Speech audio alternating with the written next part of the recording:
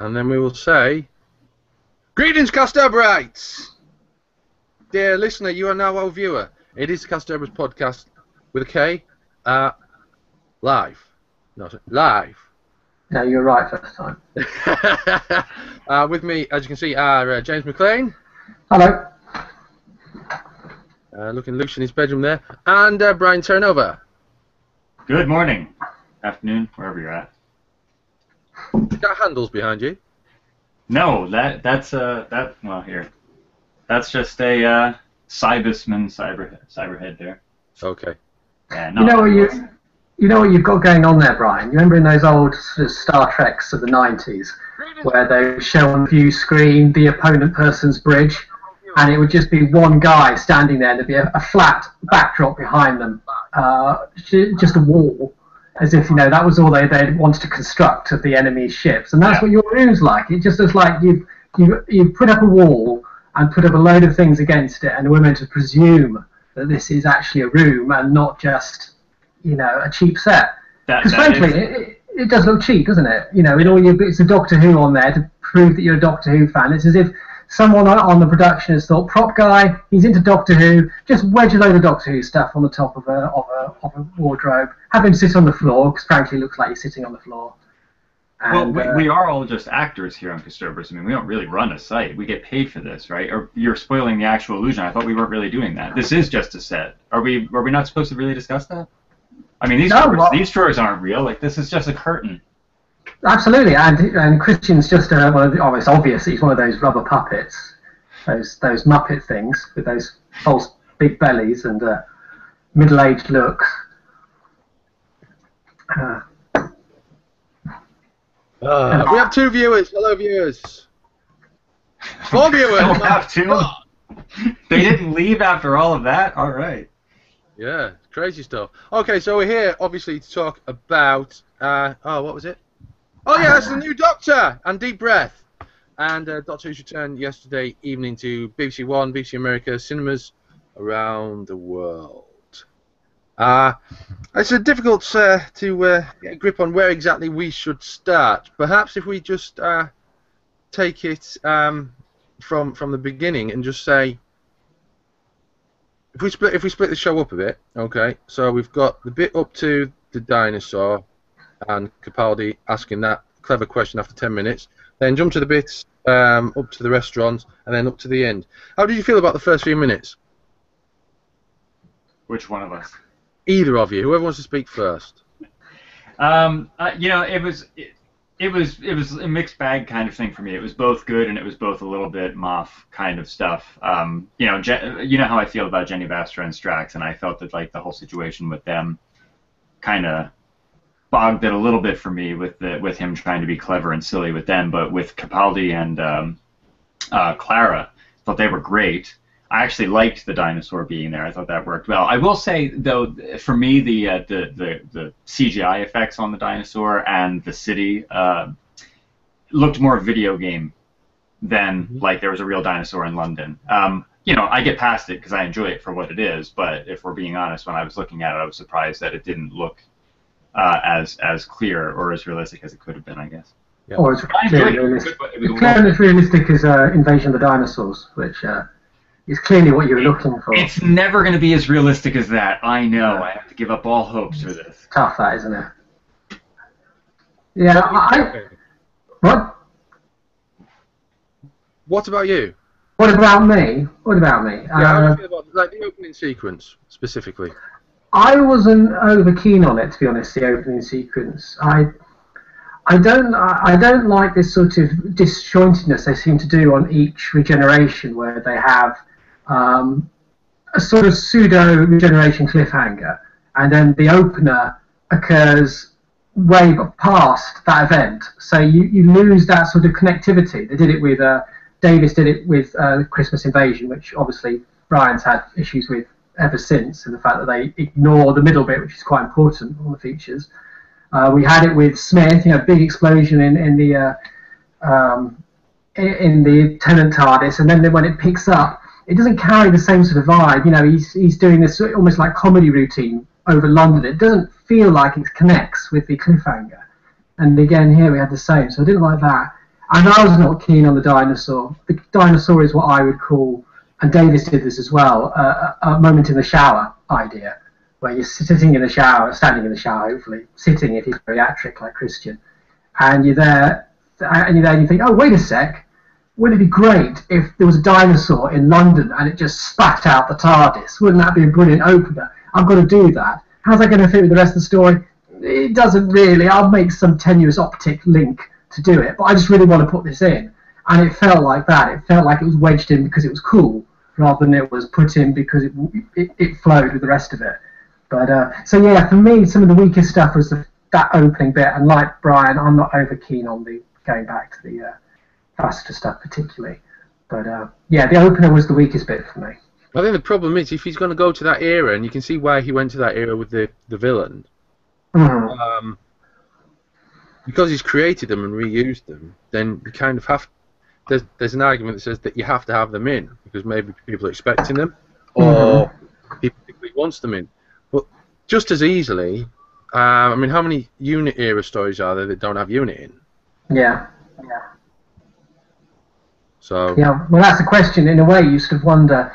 Did he go to Victorian London because it suited the story, or did he go to Victorian London because the writer wanted to use these characters for good or for bad? And what was the impetus of it? And I have a suspicion he genuinely loves his Victorian team and wanted to put them in again. That said, I think it was good they didn't put him into modern day. I think putting him into Victorian sort of suited, in a sort of weird sense, because he's an older character, maybe an older age, there's a sort of synergy there. I don't know. Well, and all of the Doctor's first stories in the new series have taken place in the modern day.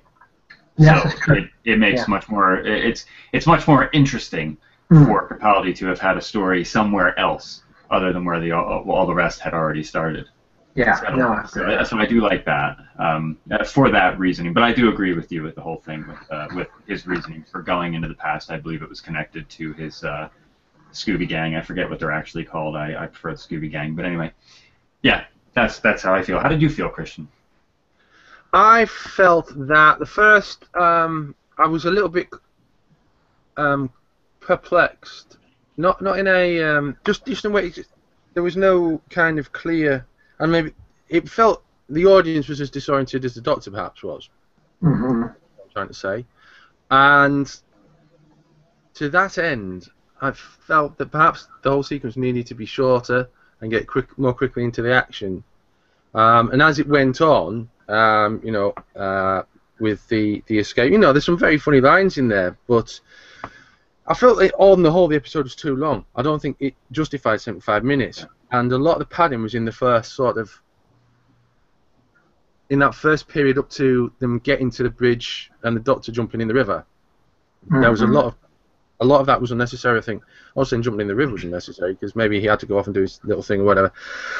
But, the bit about being in the room and, that question that he asks, that's the moment when it seems to me that Capaldi is the Doctor when he says, what is the question, what's the question, have there been any other similar murders? That is when it all starts falling together. But then again, then it got this other gap with where he goes off and talks to the tramp and everything that happens in between there. And for me, it doesn't really get going until the restaurant scene, really. Yeah, because there's some nice scenes before that. I mean, I think the bedroom scene, there's some nice bits in there. And while a little pretentious, I enjoyed having the moment Jenna with Astor over the veil. It was quite an interesting scene, even if it did feel a bit. It threw up some ideas about the Doctor and the relationship, which worked for me. I mean, I think it's a funny episode in the sense of normally you'd probably say that Stephen Moffat's strength is in doing interesting plot lines and doing interesting ideas. While in this one, I felt his characterizations were far better than his plot lines. His characterizations and his focus on the relationships between not just Jenna and the Doctor, but the companion and the Doctor, was very clever, and it was nicely employed, and it was poignant as well. I thought that really worked. The bits that didn't work was the plot, which just felt it felt it was doing a rose in the sense that the plot felt like it was very much backstepped to the actual relationships that was going on. You never really got to know what was going on with the clockworks. You never really felt the dinosaur was that relevant. And it all felt like it hung together very loosely. By the time the plot was rolling, as you said, by the restaurant, you were thinking, is the plot underway now? Where is it? Where are we going with this? I don't feel it. I didn't even feel his question was very strong either. I thought that bit was a bit weak. The horse thing I didn't think worked. I think you're right. I think they truncated the first section and tried to get away from having the Doctor doing his crazy bits, which I don't think Capaldi does as comparatively as well as Smith does. Smith does that sort of fast eccentricity so brilliantly that I don't think Capaldi really is that sort of actor. And I think he really comes into his own, as you say, the restaurant scene is where you really start to feel the dynamic between the two and the strength in Peter Capaldi as the role, where they're just brilliant in that. They're absolutely brilliant. So yeah, I agree. I think they truncated that first bit and moved it along. I think the episode would have been it was still a good episode. I'll say that now. It would have been better, I think. Brian?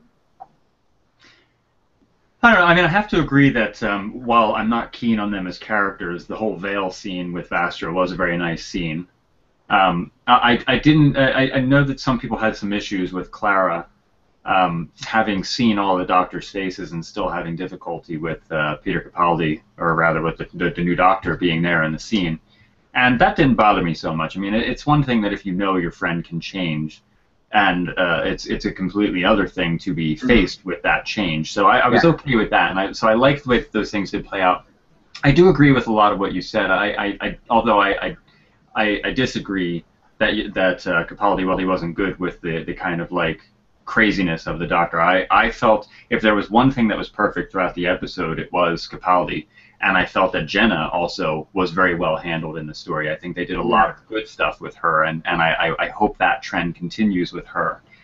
I think certain things that just didn't work for me. Capaldi didn't want any flirting. He didn't want any of that kind of aspect in the TARDIS. And it seems like in the beginning, again, where we were kind of none of us were 100% impressed with the opening. It's got him talking about the dinosaur as like a big sexy woman and so on, and I felt that was awkward. That didn't seem right for me. That seemed weird. I loved the bedroom scene when he found the chalk. I loved all that stuff. I like Christian. I agree. It was I believe it was Christian anyway. Sorry if it was James here who said it, but I agree that jumping in the water was a little bit weird after his big revelation, but I want to chalk that up to he's still in that kind of regeneration frazzle. Like, he probably won't do things like that in later episodes. I mean, that's one thing we always have to remember about a first episode. Some Doctors handle the regeneration better than others, and Capaldi is the first one of a brand new cycle, so some of this craziness is going to level off somewhere. I don't know. On the whole, story-wise, it wasn't any different to Rose for me in the fact that the Clockwork droids and their plot were just kind of there so that there was something for the Doctor to stop, whereas the meat of the story was the Doctor and his relationship with Clara. So I didn't mind that because I kind of fully expected that. It's not like we haven't had that before. Yeah. I mean, just to clarify the Capaldi thing, not saying that I thought he was bad. I just felt that the way that it was approached was the sort of thing that Smith would do, it seemed to fit his personality better. And one couldn't help feeling so immediately after Smith, feeling that comparative. So when he's sort of doing the flirting with the dinosaur, that's something I could imagine Smith doing, and it feeling far more comfortable than I felt it felt with Capaldi. And that's also like Tom Baker used to say. This could be a case of writing for Pertwee. Mm-hmm. Yeah. I mean, it's Capaldi's first story, but Moff still clearly has Smith in his head. But then, to be fair, I do remember them saying in an early interview, I can't remember if it was Capaldi, Smith, or Moffat, saying that they wanted to have a little bit of Smith in there in the early stages, as if he was transitioning, that Smith was still part of him. So you could argue it's a bit of that as well. Sure. On the Clara issue and the time splintering, when I say we, because I'm obviously the person explaining this, so I don't need to remember this, but there is two elements to the time split of Clara, isn't there? She saw the various Doctors when she was in the Doctor's time stream. Yeah. But she was also split up. Now, our Clara, as in the one that's travelling with the Doctor now, doesn't have the memories of the ones that were split up. So Well, she does to a degree. Some rumors some people I've seen, comments I've seen, is that she should know that he regenerates because she's helped him, his other selves, but she hasn't helped his other selves. Her splinters have helped his other selves. But she didn't. She didn't Day of the Doctor. Yeah, Day of the Doctor. Yeah, she's seen the early ones. Yeah, right. The recent ones. But yeah, I mean, talking just on the whole. That whole element of splitting, which is caused more problems than it's solved, doesn't it? I don't know, because they make reference to Day of the Doctor, and because they sort of say, "Don't you remember these two?" And she sort of is like vaguely, as if it's a sort of a fuzzy memory. Yeah, so I think it's covered in his timeline, in his head, that weird domain that's never really properly explained.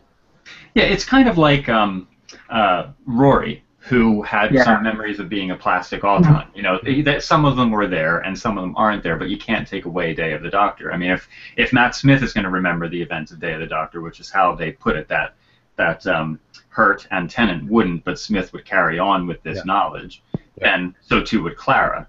Oh, yeah. So she has met some. She knows this change is there, and she gave that great speech at the end of Day of the Doctor, which shows that she knows that these people are the same person and so on. So she gets it. But I mean, you know, and I'm still lobbying for the fact that obviously it's a different thing when you're actually faced with that person who is your best friend, essentially completely changing. And you know, so I'm not saying there's anything wrong with it myself. I'm just saying that we can't take away from the fact that she is more aware of regeneration than Rose Tyler ever was, for example. Yeah. Well, I mean, it's the first time that it's really, really, really mattered to the companion, isn't it? I mean, if you contrast it with the Twin Dilemma,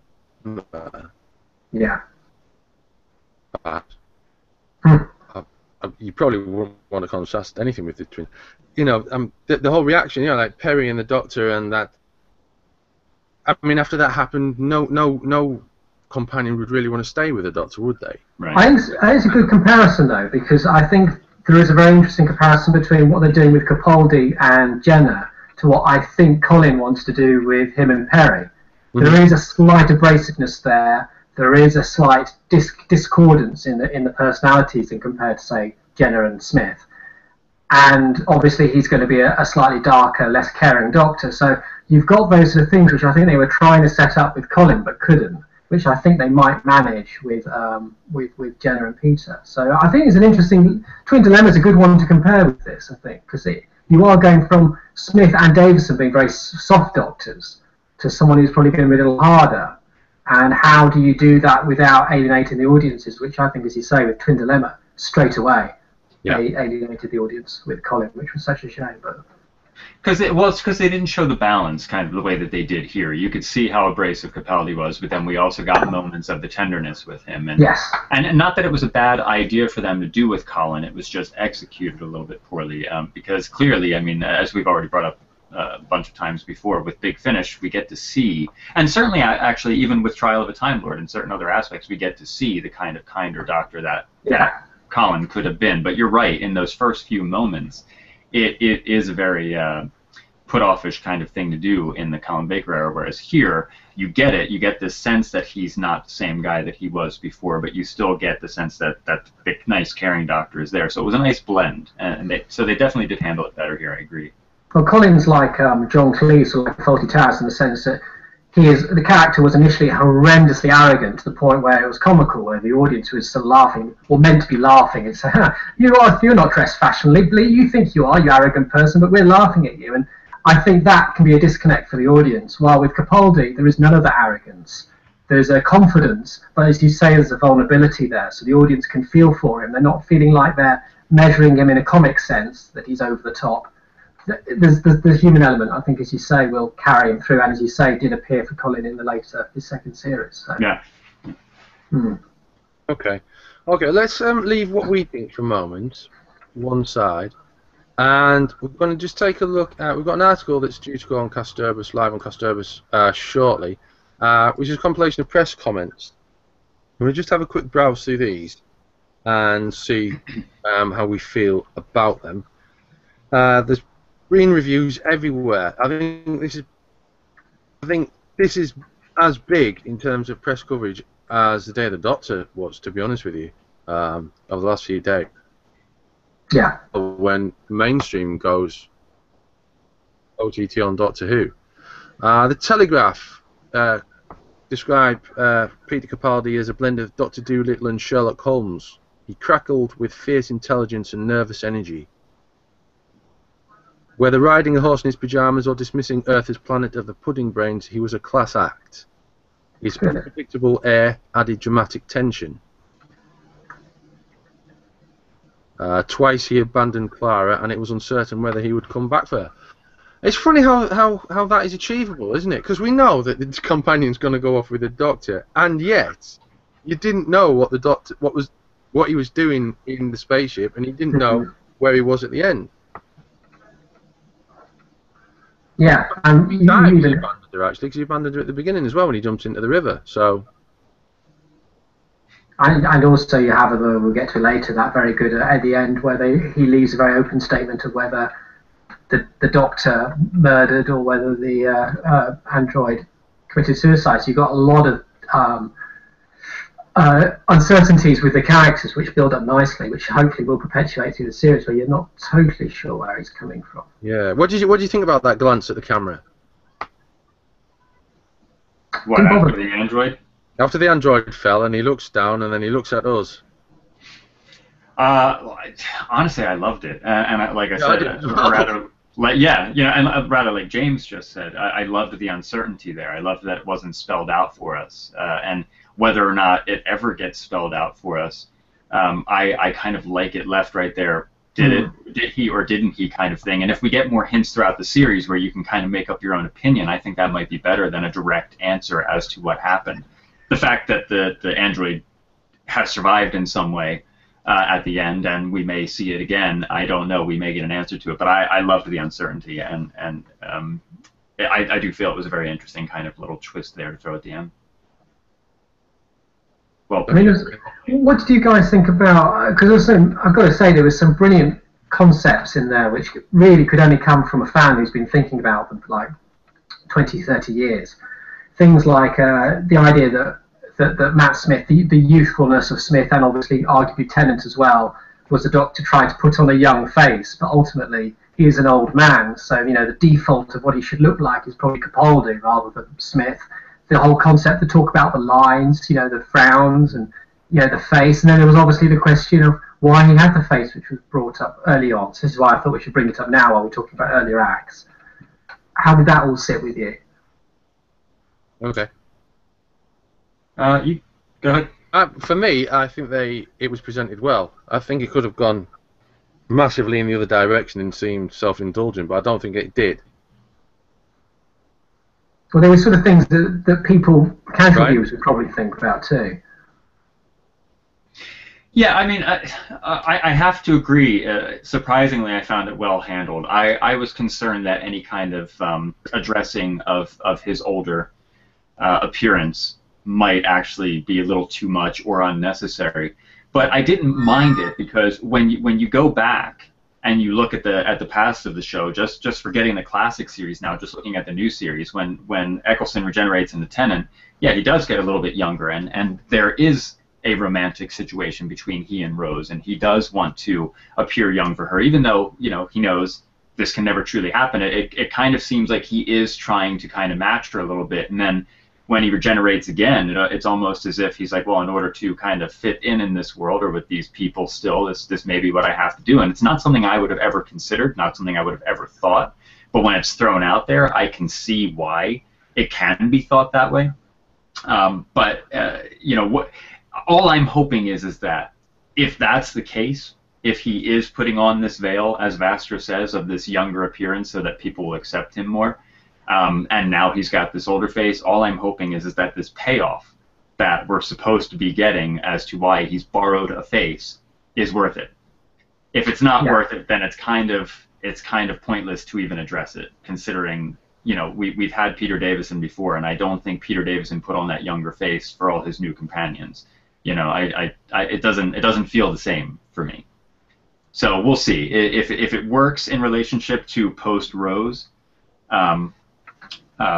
I guess I can kind of get that, but so long as the payoff makes sense with it. I mean, you could argue with Peter Davison that you had the Watcher involved, that could have been something which brought a vitality and youth. I remember at the time, well, not at the time, but a little later when I was a young Doctor Who fan, we used to think that there was something to do with the Watcher, that sort of youth made him younger and a little less like the Doctor. See, I always assumed that the Watcher was kind of his regeneration embodied.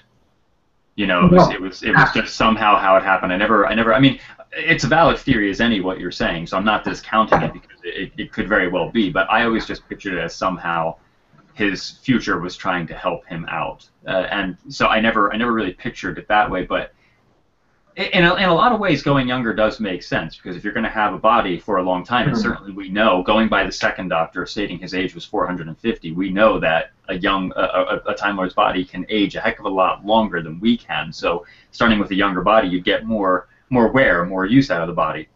We know the Doctor's reckless lifestyle kind of terminates that a little bit sooner, so not always going so youthful is necessary, but it does, to me, make sense to start younger and spend those extra 400 years aging out before a natural regeneration, which is probably what they're supposed to do.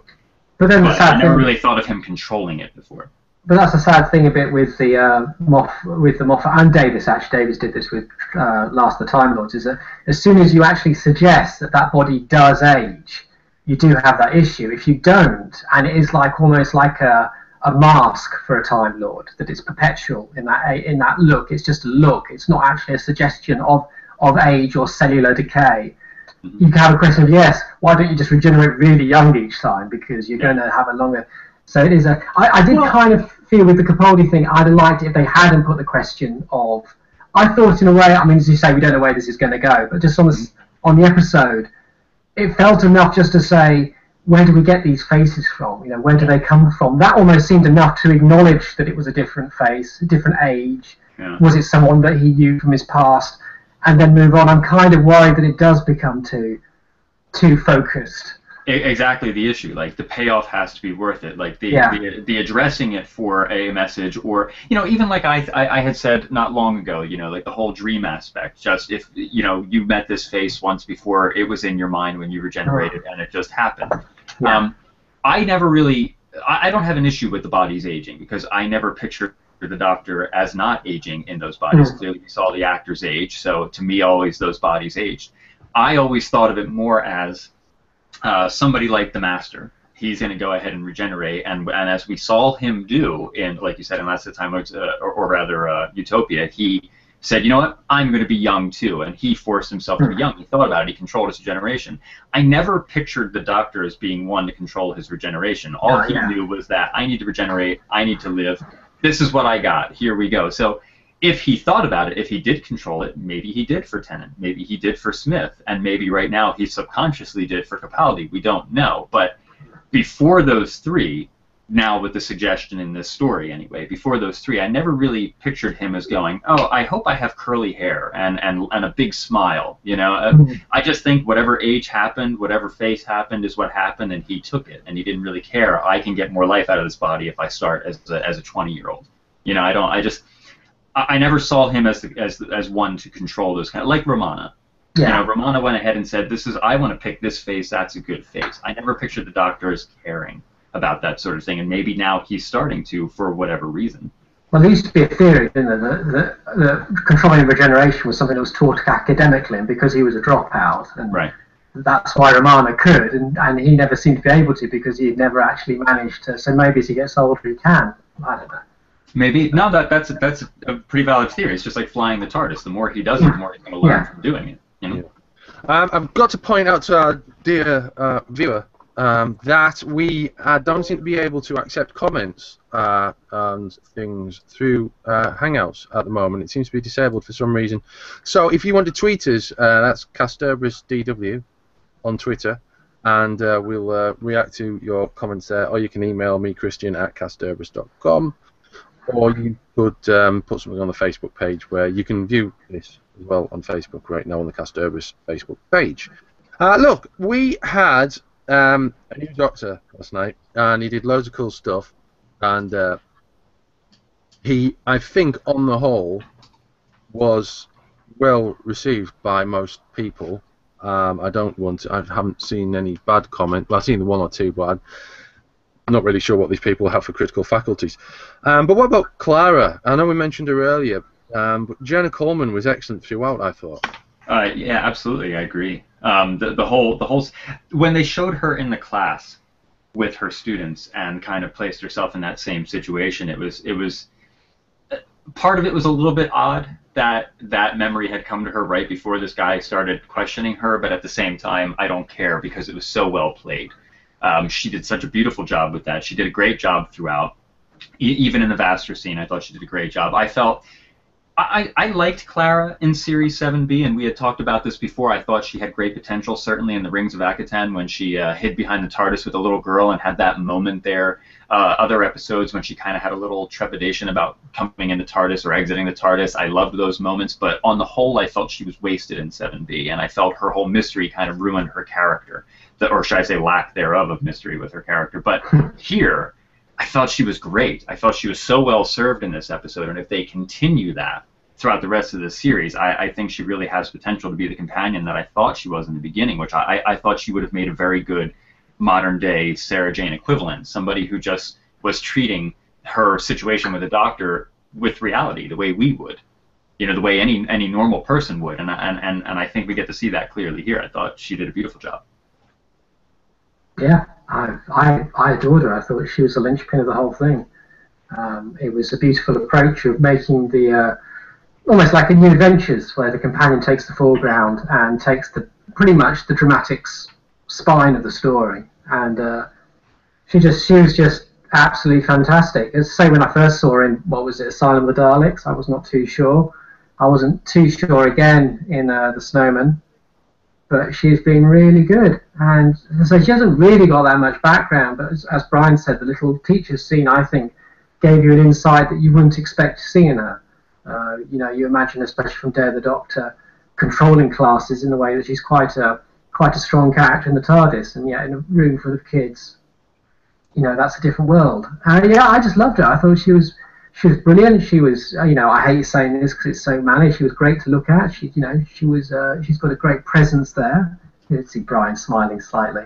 What do you think of this new development that she's a egotistical control freak? Oh, well, I think we saw probably more of that in Asylum of the Daleks, when you bring that one up, where I thought she was a little bit more of an Amy clone, and I was really worried about her. Yes, I think it was more so a little bit of just a funny play between friends kind of thing, and the characters rolled with it kind of situation. I mean, I don't know if I necessarily saw her as a control freak. However, if you go back through Series 7B, there were a couple of times where the Doctor would say something to her, and she would kind of put her foot down, like, no. Like, she would stand up to him. So I don't know if you can count that as the same thing. I'm not sure if the control freak thing was fully there, but in that scene it certainly was, which is kind of funny. But I would have thought more it would have been the Asylum of the Daleks version, who, I don't know, she just kind of had that personality. She wasn't Clara as we know her in that story, and I was very glad to see when they finally brought her back in properly, not even the Snowman, when they brought her back in properly, that she wasn't the same character. Yeah, so was I. And she's lovely in this. I mean, that restaurant scene is just, it really is the wake-up call between the two of them, that they're just going to work so well together and work so differently to how she worked with Matt.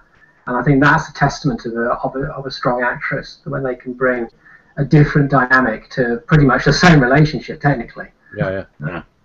Okay. Here's a nice review from SFX, who point out that they don't point out anything. This is what they say: Deep Breath. Is it a title or a statement of intent?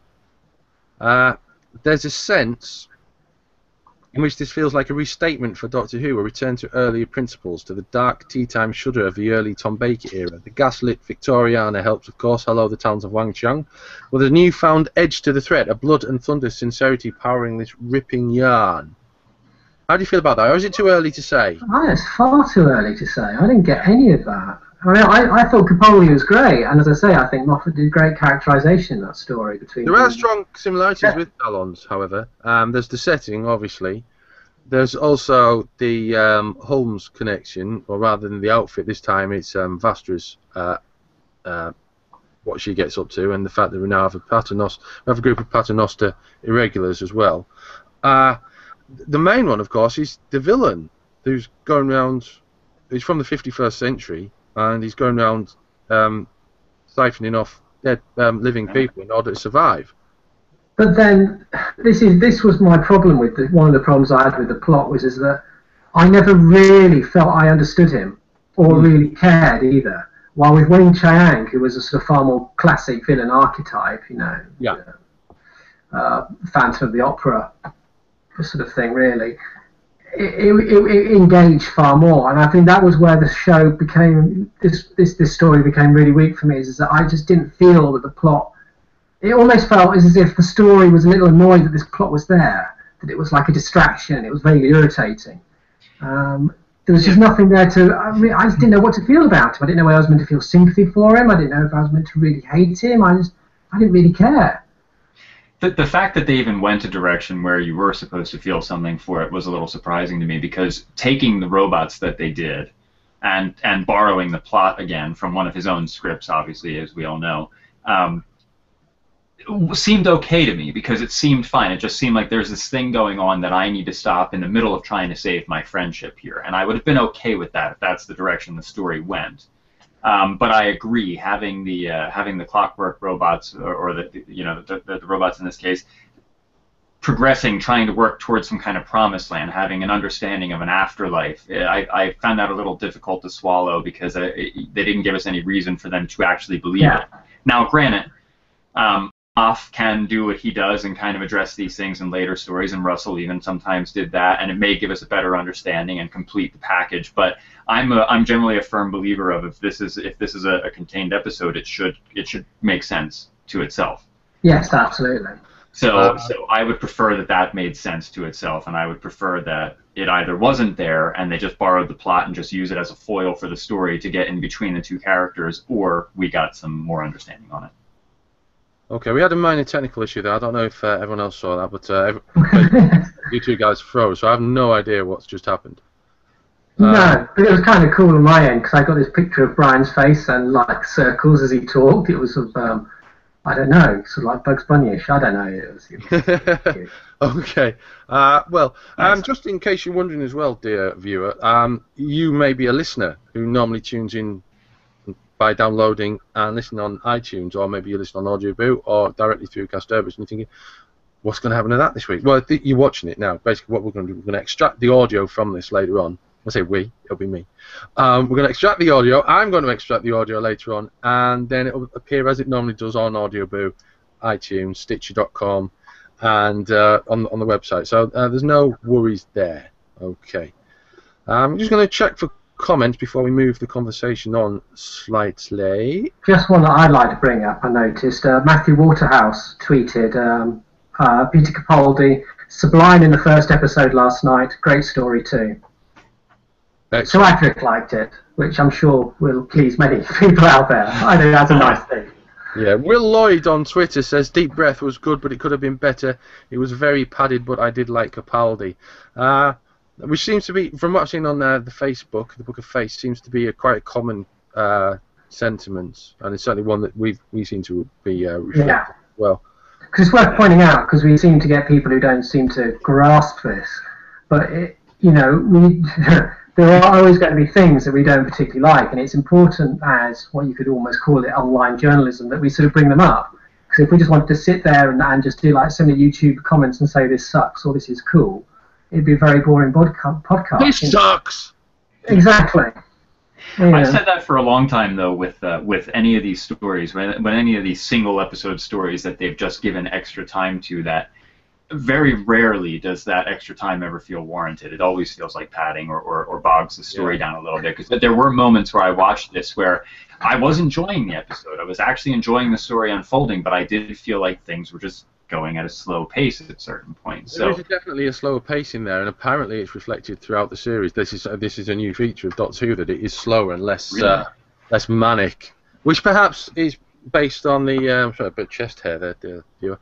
Perhaps is more reflected of the Doctor's character. So you've got the two. Tennant and Smith were both quite manic in many ways, weren't they? There was a lot of movement from them, which is something which we're probably not going to get from Capaldi. And I'm not making that as a statement on the fact that he's 55, 56 and can't manage to get around the TARDIS that really. It just doesn't seem to be the type of character that his Doctor is. So it would make sense for a more considered Doctor, for the show to have a more considered approach to scenes. But this is what the problem was with this episode, which I think is annoying, is that it was a longer episode, and if you got rid of all the stupid dinosaur stuff at the beginning, you felt it could have benefited from it.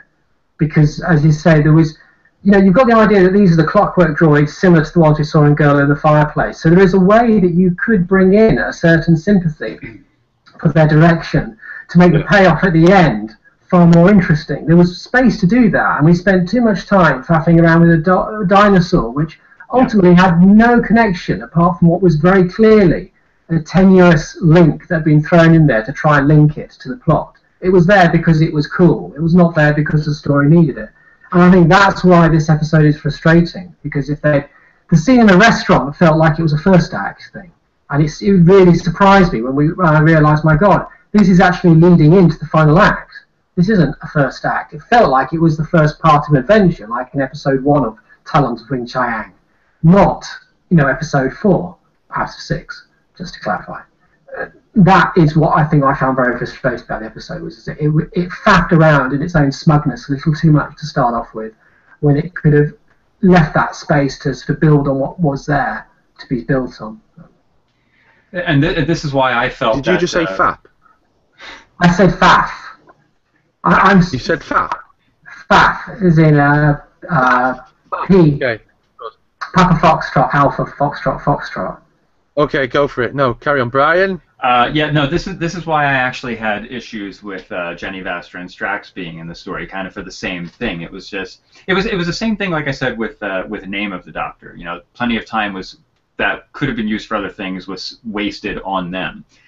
Did we really need to see a shot of the chief of police or the inspector of the police there not having any idea how to read English on the TARDIS, instead saying that the dinosaur laid an egg through its mouth? This way Vastra could seem smarter than him by pointing it out. Like, did we really need a cop from Earth being that dumb that he can't read? Did we need Jenny going up to the box and saying, oh, and the Doctor's here, and Vastra then saying, well, let's not jump to conclusions? Like, did we need either? We didn't need that in the beginning. We didn't need any of that. And I felt they were very out of place, despite the fact that it was their era, by the fact that that's where Moffat put them. Those were a lot of the things that took me out of it. Again, it wasn't until the Veil scene that I felt any kind of use for their characters in the story. Even at the end, when they came to the rescue with their Mission Impossible style ballet dancing, I forgot about that. They weren't needed there. I really felt things could have played out very differently. I didn't see any use for them. As a matter of fact, as we saw, they were pretty useless there. They all got defeated until Clara said, hey, hold your breath, and then they held off danger for a little bit until the Doctor actually stopped the madness one way or the other. Like, why have them if they don't serve a purpose is my issue. And that, to me, even if they kept the dinosaur, because whatever, it's a little bit of silly stuff. I can take that from Doctor Who. Even if they kept the dinosaur and dropped them, I think the story would have been a little bit more compact and a little bit more easier to swallow and a little bit more interesting. Remove both of those elements and definitely it would have been a much more structured piece. It felt a piece as well, and I hate to say it because I think he's the best of the three, that Strax felt overly done in it, even though he didn't have that much. I mean, I like the scene, with the hat and the hair, and I thought that very quick scene was nice. But then you get this long, slightly meandering scene between him doing this analysis of her, which felt like an extra. It felt like the sort of thing that you pull out, you'd edit out. It just felt like... Early on, there's these chunks in that whole first sort of... I don't know what time we got to the restaurant. It felt like 20 minutes. It might have been more. But up to there's a lot of stuff that really doesn't need to be there. Yeah. And that's a shame. Well, is that 75 minutes is, that's a feature length, as we've said. And the Day of the Doctor felt like it deserved its 75 minutes. It may have been a little bit over. Because there wasn't a single moment in the Day of the Doctor that was wasted. No. I can agree, yeah. Whereas here, there's a lot of moments that are wasted. And I'm quite frustrated that it didn't feel... If I'd have been to the cinema, and I've seen lots of good reviews from people who went to the cinema, but the cinema's a whole different ball, isn't it? You get a completely different experience of watching a TV program in the cinema. If I'd have gone to the cinema, and after watching The Day of the Doctor at the cinema, I think if I'd have seen this at the cinema, I think I would have left disappointed. I totally forgot about that terrible bit where they all come down on those veils, and Vestra, and Jenny, did that take away a little from the tension that he built up so well between Clara and the android over the whole her being left alone? Yes, trying to fight. Because if she was left alone and could have pressed that emergency button instead of coming up with her big speech, then it would have made a heck of a lot more sense. But instead, well after that speech, well after the threat of death, she's kind of like, oh, hey, now you're here. By the way, I've got the cavalry. Yes. That was pointless. It was so stupid. So, I mean, are we to take the fact that she knew that the whole... Well, you couldn't, because the whole thing was done with a certain amount of subjective perspective. You know, at that moment when she was in front of the guy, we were seeing the flashbacks to her teaching. We were given the suggestion that from her point of view, this was a real moment of isolation. And yet at the same time, as you say, did she forget, or did she know they would not be there yet? It seemed like, and as you say, they just weren't needed in that scene. We didn't need that fight in the basement. It didn't help anyone. Okay, it sort of reinforced the deep breath again. It gave Clara something a little more to do. But ultimately, again, it felt like a scene that could have been edited out the script rather than out of the final. And just had the focus being the Doctor and this guy in the balloon. Which again was a little silly, coming to think of it, but... You know, I didn't mind the balloon so much. I like the fact, you know, like the girl in the fireplace, these robots were just doing what made sense to them, fixing the shit, fixing themselves. I didn't mind that aspect of it. And for whatever reason this robot thought there was an afterlife, I can roll with that. That's okay. My biggest issues, it all comes down to the Jenny Vastra and Strax and the fact that they just demeaned that entire scene where Clara had a fantastic moment. And to say that Clara might not have known that they were in position, so waited, it's, you know, she went to that restaurant with that device on her neck, so therefore everybody was waiting for danger to happen anyway. You can't say, well, maybe she didn't know they were there yet. You know, she went there with a device, waiting, like, if there's trouble, hit this, we'll come on in. So she knew the entire time they had her back, so she should have hit that sooner if she really thought the Doctor abandoned her and she was in danger, and then she just went through this great moment of strength, only to once the Doctor, once her friend shows up and things are getting better, don't worry, we've got cavalry now that you're here, and you know, the situation can be taken care of. Why did he do it that way? Because surely it would have been a better route to have had it where she went off on this alone, they didn't want her to go alone, they stick something to her, a bit like in Star Trek 6, as that Velcro, Spock sticks on Kirk, that they can get to her when they need to. But she doesn't know. That would have worked so much better if you had to play that off. But as you say, doing the way they did, I forgot about that and how irritating that moment was. Yes, it's such a shame. Really is. There's just so little bits in there which you just think, if you just, I don't know.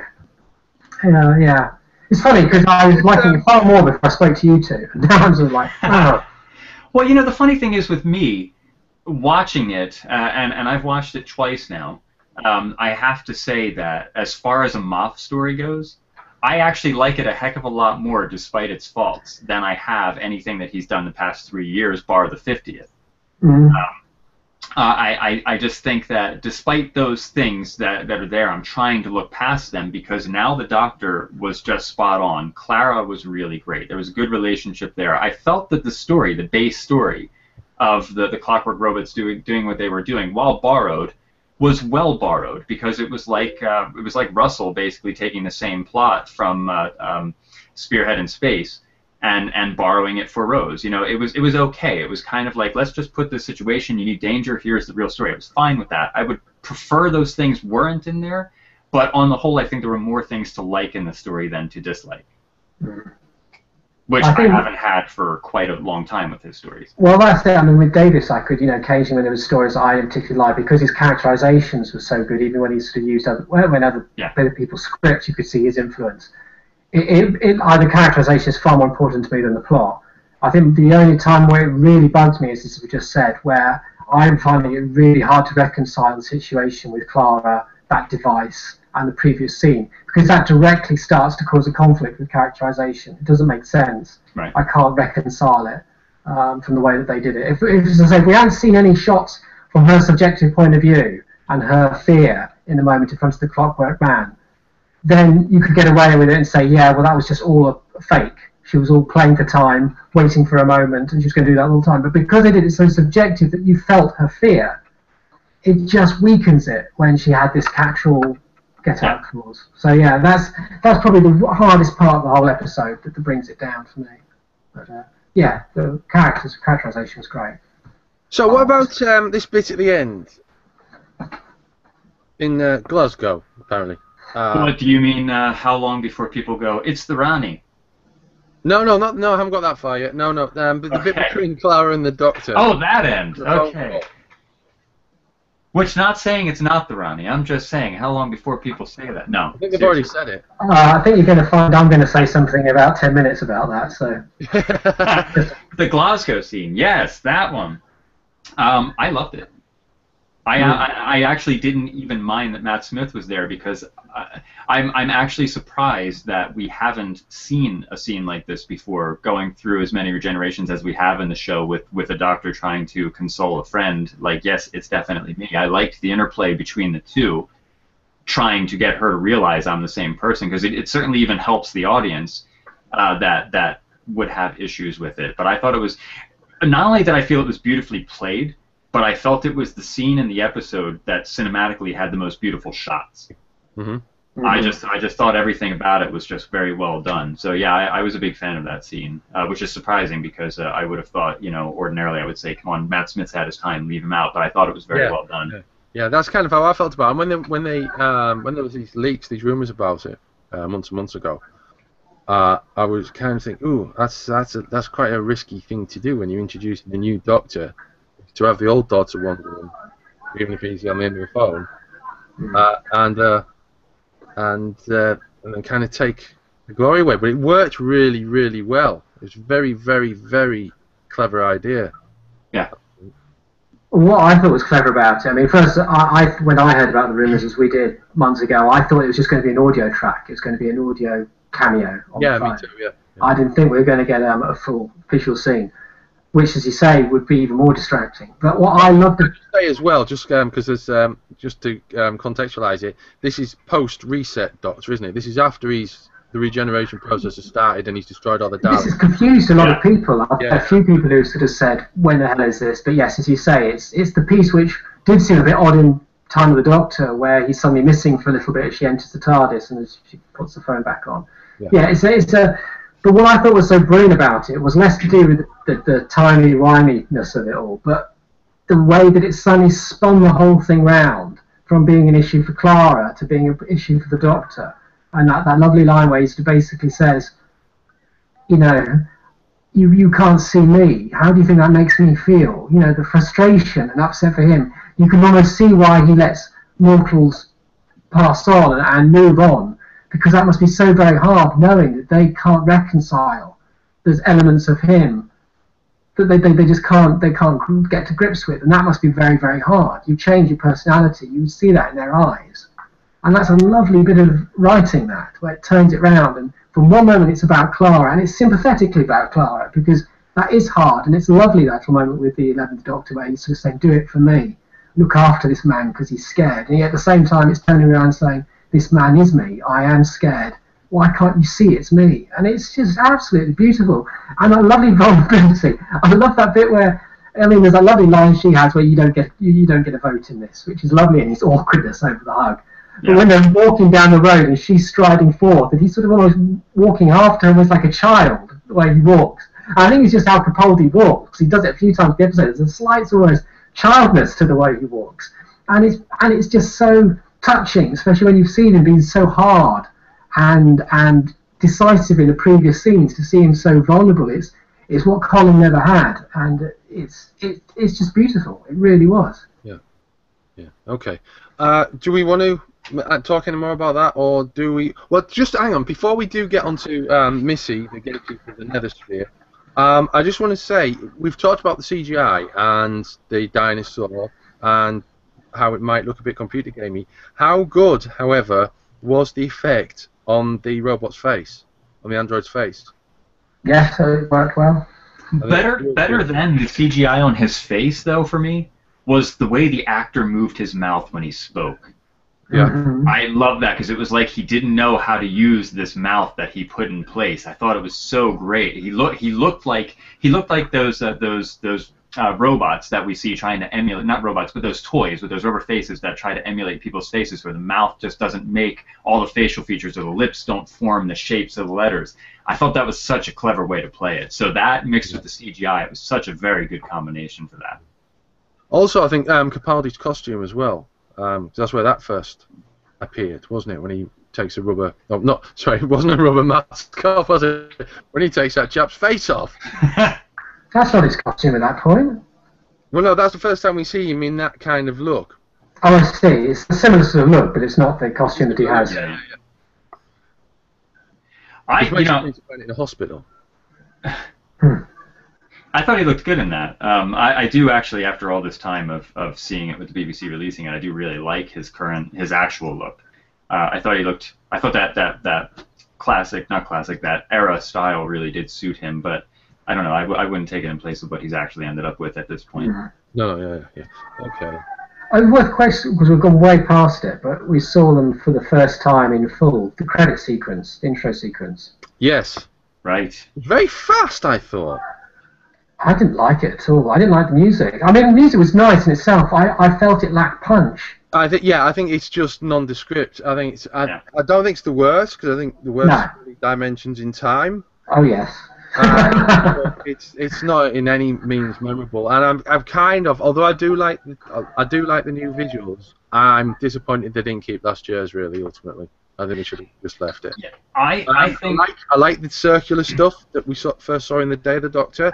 I do like that a lot, but that's the only element of it I do like. I think I agree. The music, for me, when I first heard the music, I was both sitting there going, I don't think I like this, and at the same time sitting there going, I kind of like this. Like, it's not the best tune out there, but there was something about it where I was just like, it's different enough that I'm glad they're changing it. They're taking a risk, but I can't say it's the best form. It lacked a sting at the beginning, I felt. I mean, I think when the Doctor Who's... I think any good Doctor Who theme has a very powerful opening chord. It has to. And that's from the very beginning. Yeah, I felt this didn't have it. Does it? It doesn't know whether it wants to be a modern tune. It doesn't know whether it wants to be like an older era. It's not... It does sound Colin Baker again, though. Hey? Because of it, yeah. It does sound like we're going back to Colin Baker again with the Trial of a Time Lord, where they made it this softer tune. Yeah. It feels, to me, it has to be something that is very decisive, and it has to describe what we're going to see. There's, a lot of the orchestral stuff's been taken out. It feels, it doesn't know what it wants to be, and it's not trying to be anything other than what it is, which is nondescript. It feels like it's not a finished version, that there's a lot more to be done. I'm really disappointed that we're even having this conversation, to be honest with you. Because I think we all know that Murray Gold is an absolutely absolutely composer. Love him. And to be having this, if they wanted to do something different with it, then just why not go like 100% electronica rather than just what we got, which is just not selling Doctor Who, really. It didn't get me excited. I think it's a nice enough tune. It's a nice enough composition of it. I thought some of the choice of instrument sounds were interesting. I thought the sort of slight bell sound to it, given that there's all this clockwork stuff, was a bit trite maybe, but it was nice in itself. It just didn't excite me. It didn't bring me in. It didn't give me that exciting hit, first note of, yes, this is Doctor Who back. This is a bit, So, no, I wasn't very thrilled with the intro, I have to say. Even though it looked polished, and thank God it got rid of the doors at the end of the segment. It looked a lot better in so many ways, but it's just the music, for the first time, the music, for me, just didn't measure, which is a surprise for Murray. But the visuals, though, once you get past the clock, for me, with the clock and the gears, anything after that I thought was great, especially... I don't mind the TARDIS flying by the screen now. It's way better than doors opening, like we said, but especially the way the vortex just kind of faded, and there was London. and the episode title. I thought that worked extremely well. So they got like half the visuals right. I think if they fix the other visuals and they kind of punch up the music again, they could have something more. And I wouldn't be surprised if next season we see another tune in place.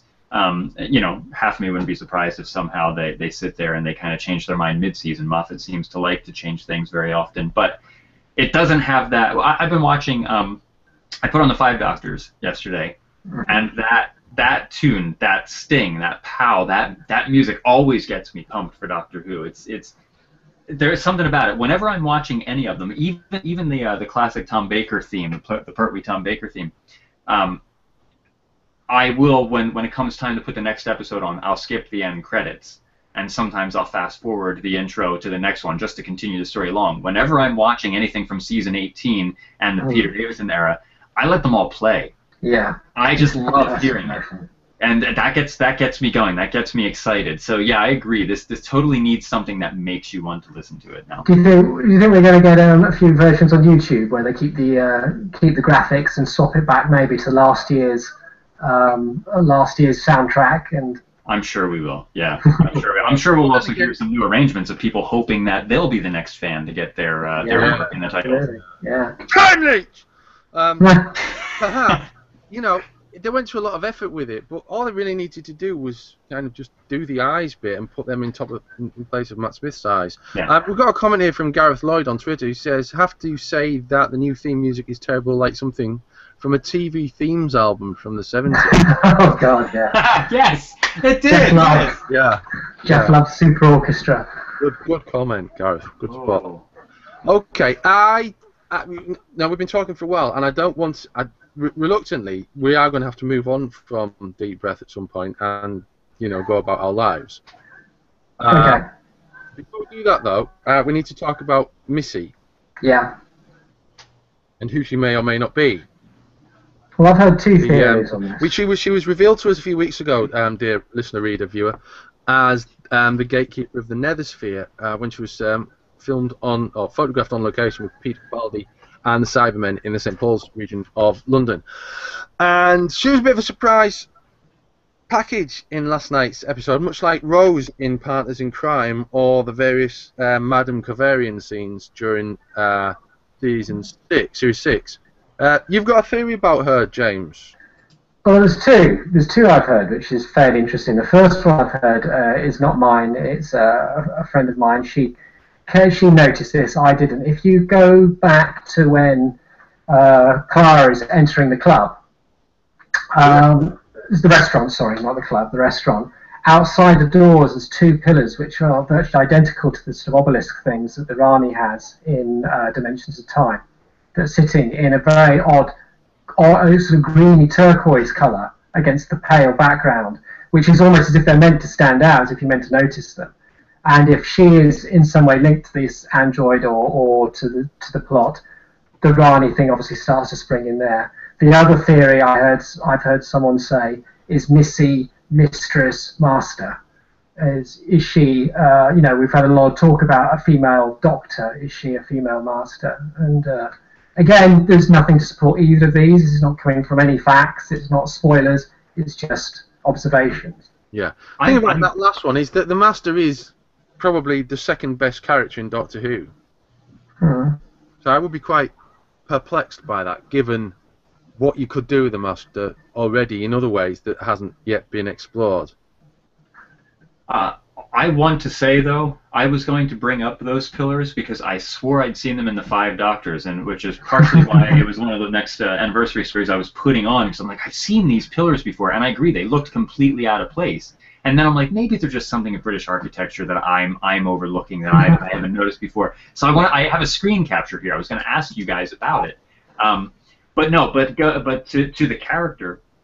Honestly, if she turned out to be the Rani in reality, I would be happy to actually see her come back in the new series, because I do think that, certainly in her first story, she was extremely well used, and she was a great character. However, if she turns out to be the Rani, I'm also going to be slightly disappointed, because I think that the actress playing her here, and forgive me, I don't know her name, was very overacting her, and I didn't enjoy that. I didn't like it at all. And if they do make it be the Rani, and they do make her be this crazy insane kind of version, rather than the Rani that we've seen before, which was this very in control, very sure of herself woman. All they're going to do is keep perpetuating this myth that if you're a Time Lord and you leave Gallifrey, you must be insane, because they're making the Doctor insane, starting with Matt Smith and now continuing it on. They're making the Master insane, starting with John Sim and maybe Anthony Ainley, you could argue. And then now they're going to, if it's going to be the Rani, she's going to be insane. It's like, do they all really need to be insane? Can't people just be good, bad, or indifferent? Like I would love to see a proper Rani come back and be in control of herself, be very sure of herself, know time travel, technology, science way better than the Doctor, and still get foiled by him because he's just this zany guy. So, I don't know, when I saw her at the end there and I saw the way that she was playing it and like all being so showy with it and everything, I was just like, ugh, like everything was going so well. It was a bit Jack Nicholson, wasn't it? Bit what? Bit Jack Nicholson in Batman the movie. Yes. Oh, my theory, though, is she's Mary Poppins. Okay, I think you've probably got something there, Brian. Yeah, totally. The song was the other fear of mine. Oh, yeah, I know. Come on. Please don't go there. You know, River Song in the Sphere, in the Silence, the Library. I was thinking, oh God, please don't let this be River Song in a new form. The whole loving the Doctor thing. And I was thinking, no, please. Yeah. That's the other thing, too. If it turns out to be the Rani and having her be in love with the Doctor, you know, let her be something new. I'll handle something new. Yeah, It'll be all right. I would be much happier with that. If you're going to bring back a classic character and just change them so completely from what they were, then why use them? Yeah. Yeah. Will Lloyd said maybe the woman should just be the Rani to shut everyone up. And Luke also says, great ep, Clara given so much more depth, Capaldi, brilliant, beautiful. I'm open, like Brian, if I'd prefer it if it was something completely new. I suspect it might be, but then again, Moff's already said we're having the return of a major foe, so... Right. And presumably he's not talking about the Cybermen, he's definitely not talking about the Daleks, because everyone knows about the Daleks. And, what was that? Wasn't here. No. James? No. It's not here. I don't know what you're talking about. There's some kind of noise. Maybe Moffat is riding away on his moped, trying to steal more of our thoughts. Oh, a plane just went That's what it overhead. sounded like, isn't it? A plane just went overhead, but it was pretty quiet. I didn't think you'd catch it. Yeah, no, we caught it. Oh, well, there you go. It was a plane going overhead. It was either that or it was Moffat on his moped. I don't know. As he does. So, next time, we've got Daleks. Yes. And more than one as well, although it does seem to center around one at first from what we've seen from the trailer. You know, trailers don't really tell us what's going to happen, and they just give us a feeling of excitement. So what sort of a feeling of excitement do you get from Into the Dalek? A lot of excitement. How can we tell that right there? Very good. I don't know. Amazing. Oh, I think know you're so enthusiastic, James. I think the butler won something on the races there. Oh my god. Ow. Excitement. How did we feel? I felt... okay, honestly, when we saw the first little teaser kind of bit with Capaldi walking in on that room with the Dalek that had morality as malfunction kind of thing, I was a little excited. I thought, wow, that's kind of cool. Then when I saw the trailer for the episode, I was kind of like, okay, we'll see. I don't know what it was about the whole trailer. Kind of made me drop off a little bit, but it's also partially because Moffat has had a poor track record with Dalek stories in his era, so I'm hoping that changes, because it does seem like an interesting idea. An audience. I'm excited to see where it goes. I just, I don't know. Maybe there's something about the visuals, something about the setting of the story that kind of felt a little weird to me, but we'll see how it is in context of the show, I guess. Okay. How's the butler feeling about Into the Dalek? He seems quite joyous at the moment. I'm not sure whether it was actually the. I mean, I must say, I had one family member I spoke to who really didn't like it, who really hated Capaldi. So I suppose, got to say that not everyone was overjoyed. felt that he gurned too much and just couldn't replace Matt Smith. So, you know, you're going to get two sides. I personally don't agree with that. But that's going to happen with any doctor. What's that? Was that a girl? Yes. But not... Yes, it was. A young girl? No. All right, okay. But does tend to value aesthetics, I tend to notice, in people. Okay. So I do wonder if there's a little of that. But to be fair to...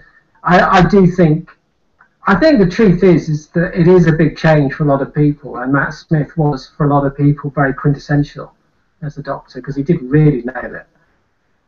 It's going to be a hard transition for people. And I think the first episode, because you don't really truly see him, as Brian said earlier, you know, you're in your transition era, I think it's hard for people to actually see what he's about until the second episode. I think you've got to hold out till the second. Yeah. But that's the thing. I mean, that like I said, that happens with every Doctor, and you're right. There are plenty of people that, you know, Capaldi will just never be what Smith was to them, because to them Smith was their Doctor. And I think that's the case for all of us. Now, you know, so far, I don't think there's anybody who's been in the role of the Doctor that I haven't actually liked.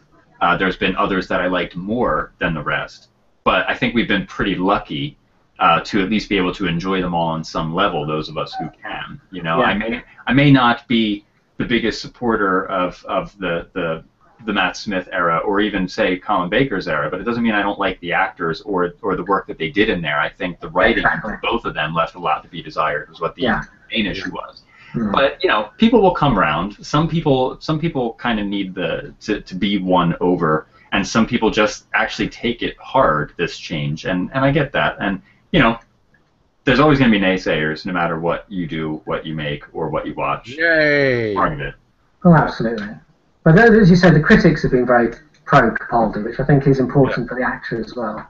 Yeah. A couple of comments on YouTube have come through. Andrew G. Dick says, I agree with James that the characterizations were better than the plot, quite like an RTD episode. The first 30 minutes was like a series of comedy gags, lots of funny moments, and then the episode kicks in.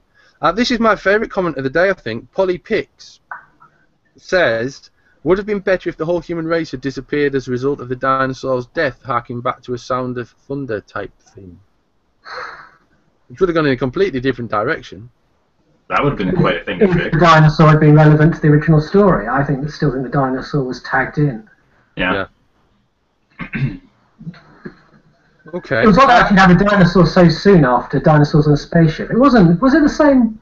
Was it a totally different CGI model, or I never really looked at it. It was different because they were nearly exclusively in the spaceship, weren't they? And so quite small, apart from ones in the larger zone which were winged. But I don't think we saw any big, you know, Tyrannosaur or Diplodocus type beasts. I have watched this story more times than I have watched Dinosaurs on a Spaceship, so I wouldn't be able to say what those dinosaurs looked like. All I know was, in both stories, they seemed out of place to me. They seemed out of place on Dinosaurs on the Spaceship. The clue's in the title there, though, isn't it? Yes. Yeah, and isn't that sad? That they seemed out of place in a story where they were in the title? That's extremely sad. That whole episode, man. Okay. Don't get me started. We're talking about the new Doctor. Yes, we are. We're talking about the new Doctor. We've got another comment here, which I'm just trying to bring up from Paul G, who you may or may not know as the man behind the Who News app. He says, overall, I felt it spent too much time trying to make Smith fans feel comfortable with the transition, reinforcing the fact that it was still the Doctor, and dismissed the snap blink of an eye regeneration from time of the Doctor. I think a lot of the first half hour is really focusing on Clara and the comedy in order to distract from the fact that Matt Smith isn't there, isn't it? Do you think it's more Moffat was concerned about the age thing than the fans were? Do you think that was more him, you know, instead of thinking I need to address this for the fans, it was something that, you know, he was fixated on? Okay, well, let's put it another way, because I was thinking about this morning, and you're a perfect person to ask because of your blood, Brian. America, you know, Doctor Who, as we've said before, is a show which is very unusual in itself, and is an odd export to America because there isn't any other show really like it over there. How do you think? And we're not talking about fans, because we know fans are a little more open-minded and will, strangely enough, there's oxymoron maybe that. I would like to think that they would be naturally more likely to embrace Capaldi. How do you think the more casual viewer, do you think that how do you think they're going to take to it, Brian? Because it is a very big jarring change for a casual viewer, not for a fan, but it is a big thing. You have to break that up, though. You have to break the fan groups up now, because ever since, we could say it's ever since the new series came back, or maybe ever since movies started doing it. But obviously, movies started making this change, this shift toward younger leading actors. But at the same time, a lot of fan bases over here, we still love characters of all ages. I know it's another British thing, but you bring in James Bond. Nobody wants to see James Bond be 18 years old. Right. It's not going to be an issue there, but it really does depend on the fan base, because obviously if you're teenagers who just found the show when you were in high school and Matt Smith's your first Doctor and then this new guy comes in, it's going to be hard no matter what country you're living in. They're going to assume that the Doctor is this young guy. But I don't... From what I can tell from TV here still, and I do avoid a lot of it because unfortunately there's just not a lot of good stuff on here at the moment, in my opinion. We had things like Breaking Bad. We had TV shows like House. Obviously for years we had the X-Files, and they weren't exactly featuring the youngest characters. They were featuring character age appropriate characters for their situations, and that's the type of stories with that. With Doctor Who, what's character age appropriate? It can be anything. But we're used to looking at people of all sorts of different ages. I can't speak for America as a whole, because once again it comes down to which age bracket or which group you're putting them in. I don't think it's that difficult for people to latch onto and watch. However, I will say it's probably, if somebody came in more Eccleston or Tennant's age, it probably would be a little bit more accepted than somebody Capaldi's age. But I don't think Capaldi would turn people away. I think some people just might think, wow, this guy is doing these things at his age. That's impressive, but kind of, but I think they can be won over. It's a tough call, though, because the other thing is here, the sci-fi kind of market is still very niche. It's coming into its own with younger groups and groups our age, because, we've always been the fans, but it's becoming cool here now. And I'm assuming the same thing there. It's becoming okay to like this sort of thing. I don't think somebody like my parents would have ever turned on this show had I not said, hey, check this out. My dad said he remembered some Tom Baker stories years ago watching with my uncles, but it was never really something of his interest. But when I got him interested in it, he really started to like the new series. But it's still very much, it's on BBC America here. It's not a channel most people have. You have to pay for that channel here. So you have to be very aware that you want this channel, you want to watch these types of shows. If you were to put Doctor Who on one of our major networks, I don't know. I've seen many good shows that I thought were brilliant fail, and Lord knows why they did. Perhaps age could be a reason. It's a very tough question to answer, because as a whole, we're such a huge, diverse group here. So I probably went too long into that, but yeah, it's very difficult to answer how it would actually be accepted, because I know plenty of people who would completely accept Capaldi. And as a matter of fact, I know plenty of people who were pretty excited by his casting, but they're already Doctor Who fans, trying to sell the show to a new audience.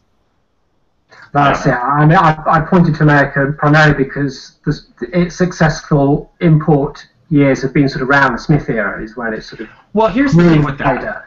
Yeah, here's the issue with that. When Christopher Eccleston started, we didn't get Doctor Who here for a year after you guys. Yeah. It didn't air here. We had to wait. And then it finally came on PBS, and we played catch-up because everybody saw, wow, this is a good show. And then everybody, including Sci-Fi, was like, hey, we want this show now, too. So Sci-Fi got Doctor Who, but they didn't really market it. They did a little bit, but it wasn't really fantastic. Then when Matt Smith comes here, BBC America gets it. And they market it everywhere. Billboards everywhere, commercials everywhere, magazines everywhere, and all of a sudden it came to everybody's attention. There was this show. So to say that Matt Smith brought Doctor Who to great success here because he was a younger guy isn't fair. You could have had that same success with Christopher Eccleston or David Tennant had you marketed them properly here, but instead they were very unsure if it was going to be a good thing, and they held it. They bottled it for far too long. And then when they realized this thing's a massive success over there, it can be here, given the right channel and given the right promotion, and they were right. So if Matt Smith had that same treatment as Christopher Eccleston and David Tennant, but the show came here with Peter Capaldi, we probably could have seen the same explosion, because kids, and I hate to say it this way, but kids are impressionable. even the teenagers when they're in high school, you know, one friend thinks something is cool, the other one's going to want to check that out and think it's cool too. And I'm not saying they're all mindless like that, but a lot of them are, and they're going to latch on, and the groups are going to grow because for a while they're going to sit there and go, this is the coolest thing. How many of those people that are diehard Matt Smith that don't want to see Capaldi come in, how many of them are actually going to stick with the show now? Some of them might go, you know, that show's outlived its time. While there are other people like me when I was in high school are going to sit there and go, you're nuts, this is Doctor Who, it's always brilliant. Where are you going? So it partially was marketing. I don't really think it had anything to do with age. I think it was more so that we didn't show people that the show was here until Matt Smith came around. And I think that might have had something to do with maybe how even Moff wanted it marketed. I don't know. So yeah, there you go. I'll read a book next time. Yeah, I was going to say, can we have it in print? Yes, 1 second. Let me get that. Next topic?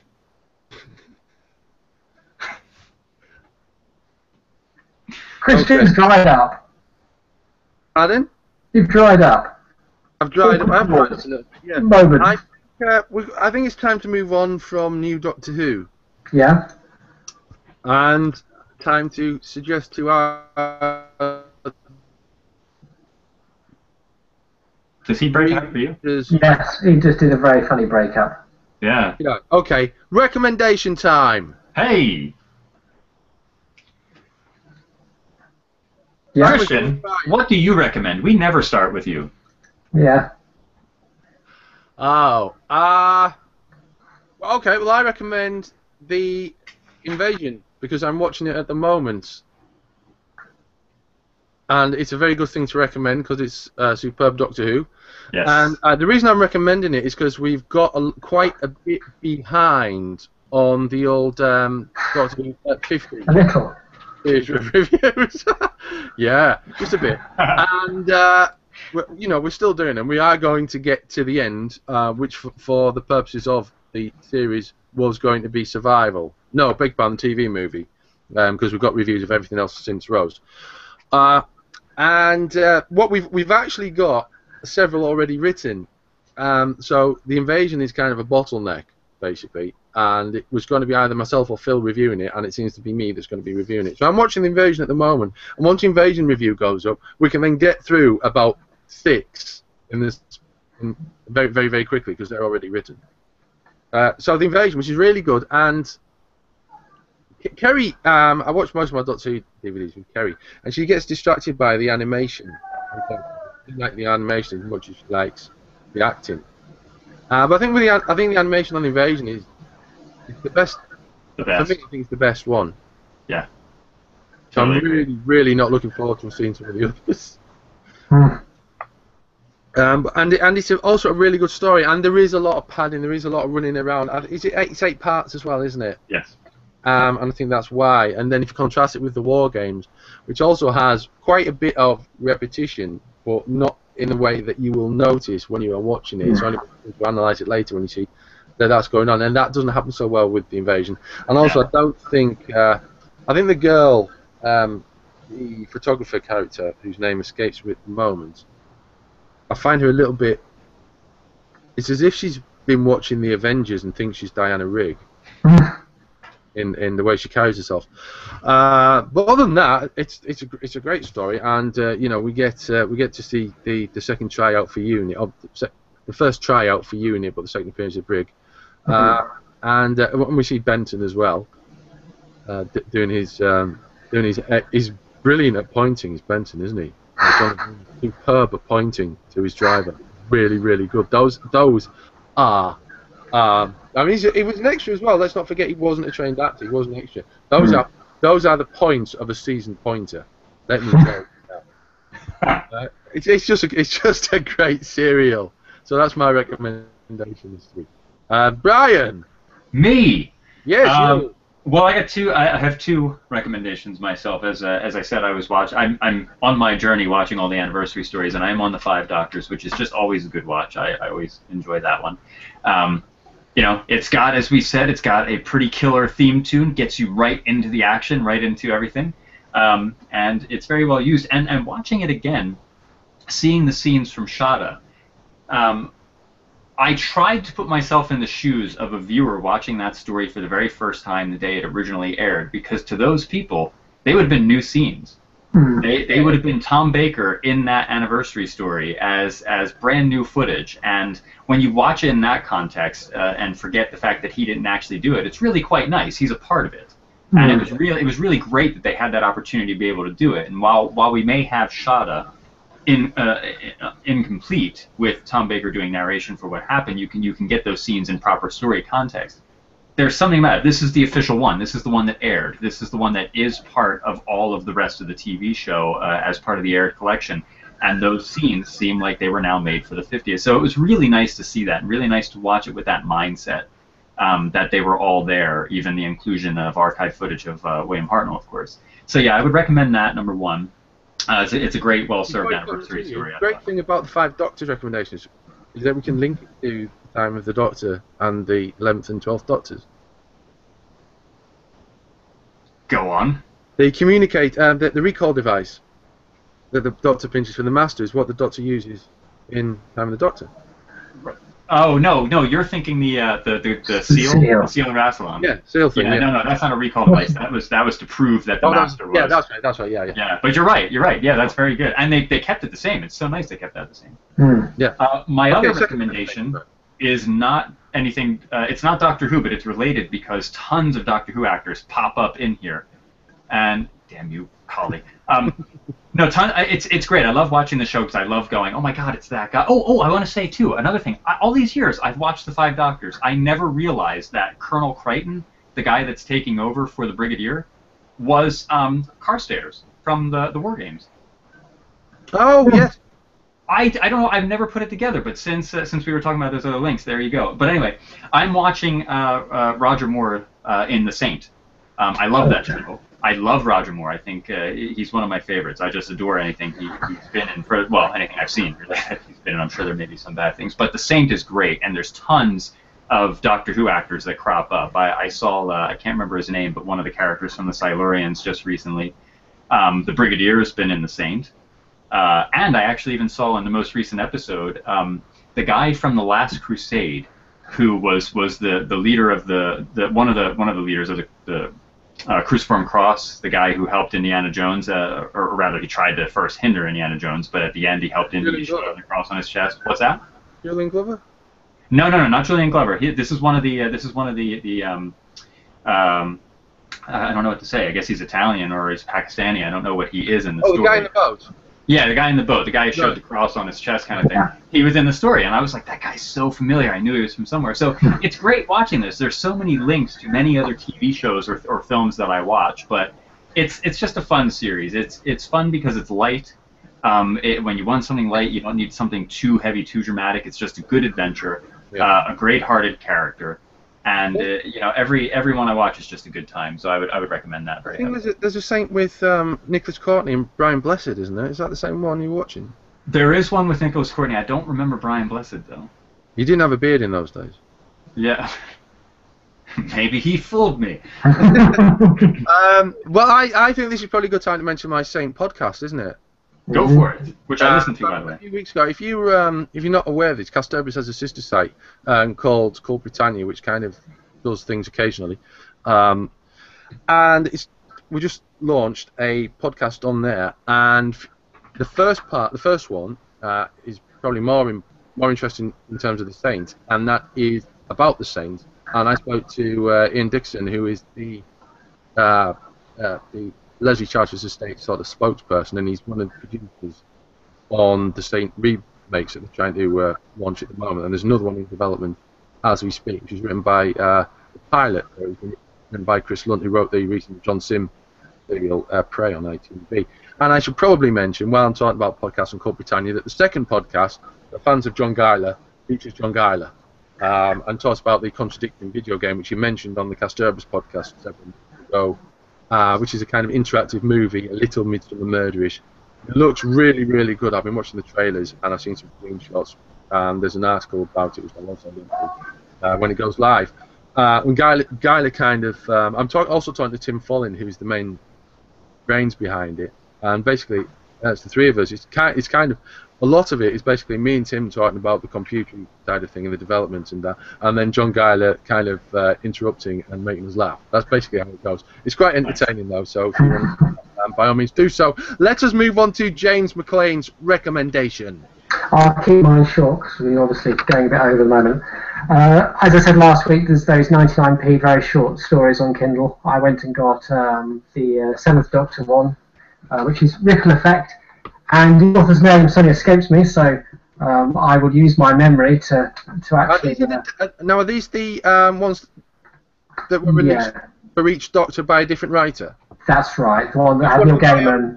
The first one's by Owen Colfer, and there's one by Charlie Higgins on the ninth. Yes, Charlie Higgins does the ninth one. Charlie Higgins does the ninth one. There's an audiobook version as well with the whole... Yes. I know they're all available in one, aren't they? And there's the audiobook version of it I just discovered earlier. But do carry on. I do apologise. No, I think it's good. You've given people information that I couldn't be bothered to, and I think that's important. It is by. Let my memory just get the better of me here. It's by. I think it's by Mallory Blackman, but I could be wrong. Okay. And it's a Seventh Doctor one. It's called The Ripple Effect. It was really enjoyable. They're sort of slightly kiddied. They're not for a deep read, only about 50 pages, but at 99p. And it was a nice story. It was a nice little interaction between Ace and the Seventh Doctor. Carried the characters well. I'm sure some fans would have some issues with a couple of bits of the science. I noticed that the door control on the console was a plural, the door controls. I'm sorry, I tend to remember that it was a one control on the console. And there's a lever. I'm sorry, I don't remember there being many levers on the Seventh Doctor's console. So if you can get past those things, which I clearly couldn't, it was a good read. There is one lever on the Seventh Doctor's console, at least. It's the door one that pulls the door open. Yeah. Exactly, but she already mentioned it later on that is the door levers, plural. So there's two door levers on that console. So it was all a bit mad. Well, it changes all the time, doesn't it? So no, it doesn't. Get caught. No, yes, it does. Of course it does. One week it's got psychic circuits, the next it doesn't.